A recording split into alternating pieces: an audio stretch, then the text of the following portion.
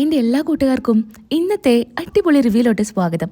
രേവതിയും സച്ചിയും അച്ചമ്മ കൊണ്ടുവന്ന കടല ആദിക്ക് കൊടുക്കണമെന്നും പറഞ്ഞ് ആദിയുടെ വീട്ടിലോട്ട് പോകാൻ തീരുമാനിക്കുകയാണ്. എന്നാ അത് ശ്രുതിക്ക് തീരെ ഇഷ്ടപ്പെടുന്നില്ല. എന്നാ സച്ചിയും രേവതിയും ആദിയെ ദത്തെടുക്കണം എന്നുള്ള തീരുമാനം വീട്ടിലെല്ലാവരുടെ അടുത്തും പറഞ്ഞിരുന്നു. ചെറിയൊരു കാര്യം കൊണ്ട് തന്നെ അത് ഒന്ന് മാറ്റി വെച്ചിരിക്കുകയായിരിക്കും.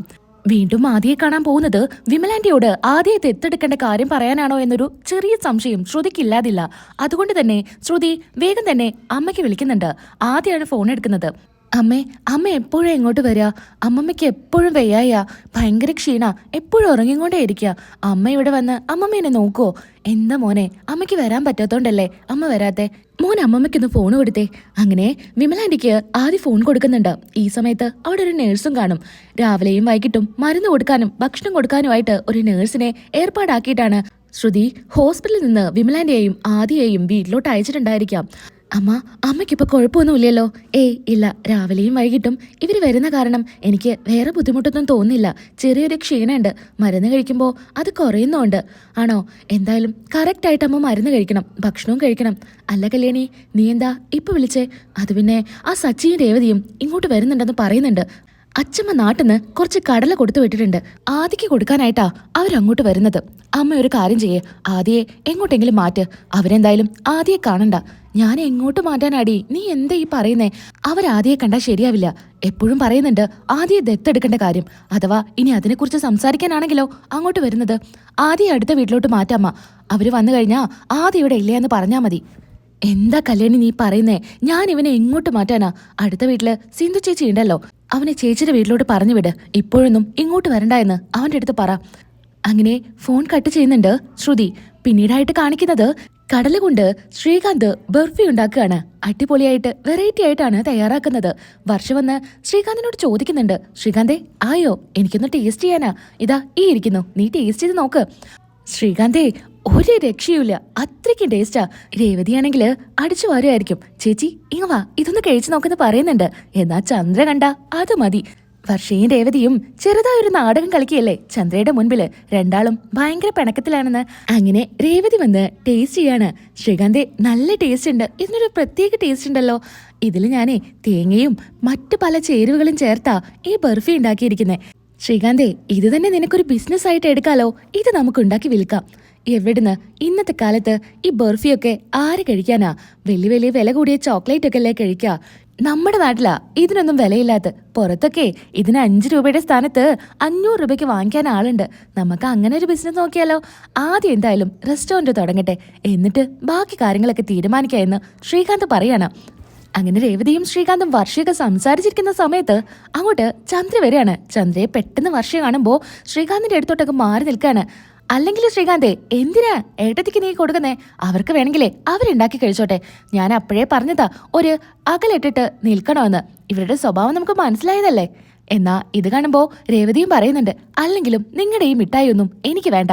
എനിക്ക് വേണമെങ്കിലേ പുറത്തുനിന്ന് എന്റെ സച്ചിയേട്ടൻ വാങ്ങിത്തരും നിങ്ങളുടെ ഒരു മിഠായി.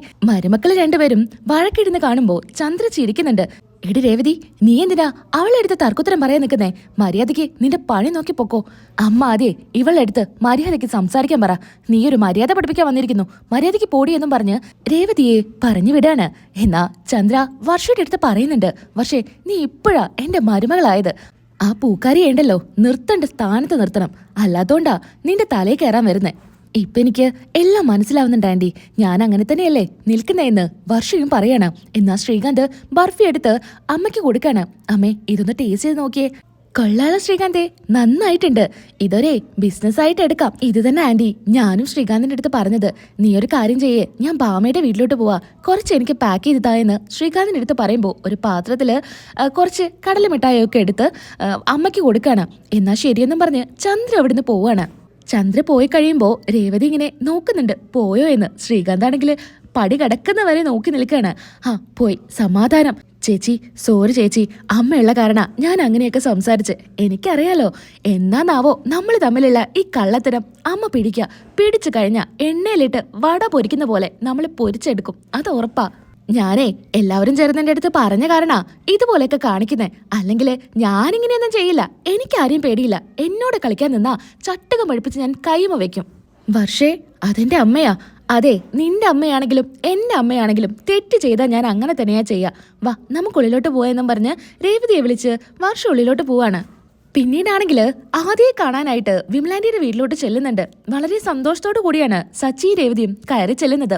കയറി ചെല്ലുമ്പോൾ വയ്യാതിരിക്കുന്ന ആന്റിയെ കാണുമ്പോൾ സച്ചി ചോദിക്കുന്നുണ്ട്, എന്താ ആന്റി, ആന്റിക്ക് എന്താ പറ്റിയേ?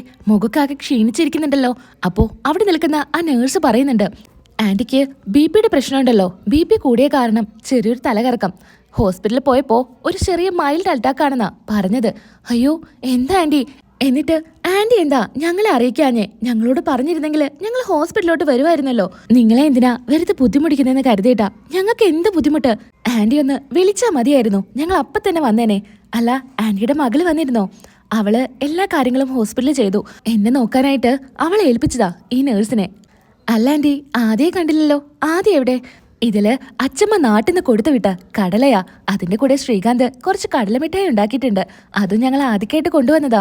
ആദ്യം കണ്ടില്ലല്ലോ. ആദി എനിക്ക് വയ്യാത്ത കാരണം ഞങ്ങളുടെ ഒരു ബന്ധു വീട്ടിലാ. അവൻ അവിടെയാ നിൽക്കുന്നേ. അവിടുന്ന് സ്കൂളിലോട്ട് പോകുന്നേ. വിമലാന്റി ഇങ്ങനെ കള്ളം പറയുമ്പോ ആ നേഴ്സിന്റെ മുഖം ഒന്ന് മാറുന്നുണ്ട്. എന്നാ ശരി, ഞാൻ ഇറങ്ങട്ടെ എന്നും പറഞ്ഞ് ആ നേഴ്സ് അങ്ങ് പോകുന്നുണ്ട്. എന്നാ സച്ചി ചോദിക്കുന്നുണ്ട്, ആന്റി, ആന്റിക്ക് ആദ്യം നോക്കാൻ പോലും വയ്യ. എന്നിട്ടും ആന്റിയുടെ മകളൊന്നും വരുന്നില്ലല്ലോ ആന്റിയെ കാണാനായിട്ട്. സ്വന്തം മോനും അമ്മയല്ലേ. ആന്റി എന്തായാലും അവളെ ഇങ്ങ് വിളിച്ചിരുത്താ. ഞാൻ അവളുടെ അടുത്ത് സംസാരിക്കാം. വേണ്ട മോനെ, എപ്പോഴും ആന്റി ഇങ്ങനെയാ പറയാറ്. വിളിക്കാൻ പറഞ്ഞ ആന്റി സമ്മതിക്കില്ല. ഇത്തവണ എന്തായാലും ആന്റി വിളിച്ചു തന്നേ പറ്റൂ. പെട്ടെന്ന് തന്നെ ഒന്നും ചെയ്യാൻ മാർഗമില്ലാത്തോണ്ട് വിമലാന്റി ചെറുതായി ഒന്ന് ചുമച്ച് വയ്യാത്ത പോലെ ആക്കാണ്. പെട്ടെന്ന് സച്ചി പറയുന്നുണ്ട്, രേവതി നീ പോയിട്ട് വെള്ളം എടുത്തിട്ട് വാ. അങ്ങനെ വെള്ളവുമായിട്ട് രേവതി വന്ന് വെള്ളം കുടിക്കാൻ കൊടുക്കാണ്. ആന്റി, എന്തെങ്കിലും ബുദ്ധിമുട്ട് തോന്നുന്നുണ്ടോ? ഒന്നുമില്ല, പെട്ടെന്ന് ഒരു ചുമ വന്നതാ. ഞങ്ങളൊരു കാര്യം പറയട്ടെ ആന്റിയുടെ അടുത്ത്. ഞങ്ങൾ നല്ലപോലെ ആലോചിച്ച് എടുത്ത തീരുമാനാ. ആദ്യം ഞങ്ങള് ദത്തെടുത്തോട്ടെ. ഞങ്ങള് സ്വന്തം മോനെ പോലെ വളർത്തിക്കോളാം. ഒരു കുറവും അവന് ഞങ്ങൾ വരുത്തില്ല. പെട്ടെന്ന് ഇത് കേൾക്കുമ്പോൾ വിമലാന്റി ഒന്ന് ഞെട്ടാണ്. പെട്ടെന്ന് നിങ്ങളിങ്ങനെ പറയുമ്പോൾ ഞാൻ എന്താ നിങ്ങൾക്ക് മറുപടി തരാ? ആദ്യം ഞങ്ങൾ കൂടെ ഉണ്ടാവും. എന്നാ വിമലാന്റി പേടിക്കണ്ട. ആന്റി നാട്ടിലെന്റെ അച്ഛമ്മയുടെ കൂടെ നിന്നാ മതി. അച്ഛമ്മ ആന്റിയെ നല്ല പോലെ നോക്കും. ആന്റി, ഞങ്ങൾക്ക് ഇനിയൊരു കുഞ്ഞുണ്ടായാലും ആദ്യം തന്നെയായിരിക്കും ഞങ്ങളുടെ മൂത്ത മകൻ. ആന്റിക്ക് യാതൊരു പേടിയും വേണ്ട. ഞങ്ങൾ നല്ല പോലെ നോക്കിക്കോളാം ആന്റി. അത് ഞാൻ എങ്ങനെയാ നിങ്ങളെടുത്ത് ഇതിന് മറുപടി തരാമെന്ന് എനിക്കറിയില്ല. പെട്ടെന്ന് നിങ്ങളിങ്ങനെ പറയുമ്പോൾ ഞാൻ എന്താ തീരുമാനം പറയണ്ടേന്ന് എനിക്ക് മനസ്സിലാവുന്നില്ല മോനെ. എന്തായാലും ഞാൻ ആലോചിക്കട്ടെ, എന്നിട്ട് നല്ലൊരു തീരുമാനം ഞാൻ പറയാമെന്ന് വിമലാന്റി പറയാണ്. അത് മതി ആന്റി. ആന്റി എന്തായാലും നല്ലൊരു തീരുമാനം എടുക്കുമെന്ന് ഞങ്ങൾക്ക് ഉറപ്പാ. ഞങ്ങൾ വേറൊരു ദിവസം വരാം. ആന്റി ഫോൺ അടിച്ച് എടുക്കണമെന്നും പറഞ്ഞ് രേവതിയും സച്ചിയും അവിടെ നിന്ന് ഇറങ്ങുന്നുണ്ട്. എന്നാ ആകെ വിഷമത്തിലായിരിക്കും വിമലാന്റി നിൽക്കുന്നുണ്ടായിരിക്കുക. ശ്രുതിക്കാണെങ്കിൽ ഒരു സമാധാനവും കാണില്ല. എന്താ അവിടെ നടന്നത്, എന്തൊക്കെയാ പറഞ്ഞത് എന്ന് കോർത്ത് ടെൻഷൻ അടിച്ച് അങ്ങോട്ടും ഇങ്ങോട്ടും നടക്കുമായിരിക്കും. പെട്ടെന്ന് വിമലാന്റി കോള് വിളിക്കുമ്പോൾ ഡോറ് പോയി അടയ്ക്കുന്നുണ്ട്. അമ്മേ, എന്താ ഉണ്ടായത്? അവർ വന്നിട്ട് എന്താ പറഞ്ഞേ എന്നൊക്കെ കല്യാണി ചോദിക്കുകയാണ്. മോളെ കല്യാണി, അവർ വന്ന് പറഞ്ഞത് ആദ്യേ അവർക്ക് കൊടുക്കണമെന്നാ. ആദ്യേ ദത്തെടുക്കേണ്ട കാര്യാ എൻ്റെ അടുത്ത് സംസാരിച്ചത്. എനിക്കറിയായിരുന്നു രണ്ടെണ്ണം ഇവിടുന്ന് പോകുന്ന കണ്ടപ്പോഴേ ഇത് സംസാരിക്കാനായിരിക്കുമെന്ന്. എന്നിട്ട് അമ്മ എന്താ പറഞ്ഞത്? ഞാൻ ആലോചിക്കട്ടെ എന്ന് പറഞ്ഞു. ആലോചിക്കട്ടെ എന്നോ? അമ്മ എന്തിനാ അങ്ങനെ പറഞ്ഞത്? പറ്റില്ല എന്ന് അപ്പം തന്നെ പറയണ്ടേ? അവരത്രയും സ്നേഹത്തോടു കൂടിയാ എന്നോട് ചോദിച്ചത്. ആദ്യേ അവർക്ക് ഇനിയൊരു കുഞ്ഞുണ്ടായാലും മൂത്ത മകനായി തന്നെ കാണൂ എന്നൊക്കെയാ പറയുന്നേ. അപ്പോ അവര് പറഞ്ഞേല് അമ്മ വീണു. അവര് നിങ്ങളെ ബ്രെയിൻ വാഷ് ചെയ്യാൻ വേണ്ടി വന്നതാ. അതിൽ നിങ്ങൾ വീണു എന്തായാലും. അപ്പോ നിങ്ങൾ ആദ്യം കൊടുക്കാൻ തീരുമാനിച്ചോ? അല്ല കല്യാണി, നീ എന്തായാലും ആദ്യം അങ്ങോട്ട് കൊണ്ടുപോയില്ല. നിന്റെ കൺമുന്നിൽ തന്നെ ആദ്യം ഉണ്ടാവില്ലേ? എന്നിട്ട് അവൻ എന്നെ അമ്മയെന്ന് വിളിക്കണം. എന്നിട്ട് എല്ലാ കാര്യങ്ങളും എല്ലാവരും അറിയണം. അതാണോ നിങ്ങളുടെ മനസ്സിൽ? അല്ലെങ്കിലും നിങ്ങൾ അവനെ ഒഴിവാക്കാൻ നോക്കുക. എന്നെ അതുപോലെ തന്നെയല്ലേ നിങ്ങൾ ഒഴിവാക്കിയത്? നിങ്ങൾക്ക് ഭാരമായി തോന്നിയപ്പോ ഒരു വയസ്സിനെ കൊണ്ട് എന്നെ കല്യാണം കഴിപ്പിച്ചു. അതല്ലേ നിങ്ങൾ ചെയ്തത്? നിർത്തടി. നീ ഒരുപാട് നാളായി ഈ കാര്യം പറഞ്ഞ് എന്നെ ഇങ്ങനെ വിഷമിപ്പിക്കുന്നു. ഞാൻ പലതവണ ക്ഷമിക്കുക. എന്റെ കയ്യില് തെറ്റുള്ളത് കൊണ്ടാ ഞാൻ അതൊക്കെ കേട്ട് നിൽക്കുന്നേ. പക്ഷേ ആദ്യയുടെ കാര്യത്തില് നിനക്ക് ഇപ്പോഴല്ലേ സ്നേഹം വന്നത്? അതും കുറച്ചു നാൾ മുമ്പെയാണ് നിനക്ക് സ്നേഹം വന്നത്. അതുവരെ ആ കുഞ്ഞിന് അമ്മയില്ലാത്ത രീതിയിലാ ഞാൻ വളർത്തിയത്. നീ അമ്മയാണെന്ന് പറഞ്ഞതിന് ശേഷമല്ലേ നിനക്ക് ഇത്രയും സ്നേഹം വഴിഞ്ഞൊഴുകാൻ തുടങ്ങിയത്. അതെന്തായാലും വേണ്ട. അമ്മ ഇനി എന്ത് പറഞ്ഞാലും അവൻ എന്റെ മോനാ. അതിലൊരു മാറ്റവും ഇല്ലല്ലോ. നിന്റെ മോനോ? ഇത്രയും നാള് ഞാനാണ് അവനെ വളർത്തിയത്. ഞാൻ പറയണം അത് നിന്റെ മോനാണെന്ന് ഈ നാട്ടുകാരോട്. എന്നാ മാത്രമേ അറിയൂ അവൻ നിന്റെ മോനാണെന്ന്. നീ കൂടുതൽ എൻ്റെ അടുത്ത് സംസാരിക്കാൻ നിൽക്കണ്ട. നിന്റെ ഒരു അമ്മ സ്നേഹം, ഇതുവരെയില്ലാത്ത സ്നേഹം നീ ഇനി കാണിക്കാൻ നിൽക്കണ്ട. എന്റെ കാലം കഴിയാറായി. പലതവണ ഞാൻ നിന്റെ അടുത്ത് പറഞ്ഞു എല്ലാ കാര്യങ്ങളും എല്ലാവരുടെ അടുത്തും പറ എന്ന്. നീ ഒരിക്കൽ പോലും അതിനൊന്ന് ശ്രമിച്ചിട്ട് പോലുമില്ല. ഞാൻ മരിച്ചു കഴിഞ്ഞാൽ അവൻ ആരാ എന്നുള്ള ആദ്യം എനിക്ക് എപ്പോഴും. എന്നിട്ടും നീ ഒരു തീരുമാനം എടുക്കുന്നില്ല.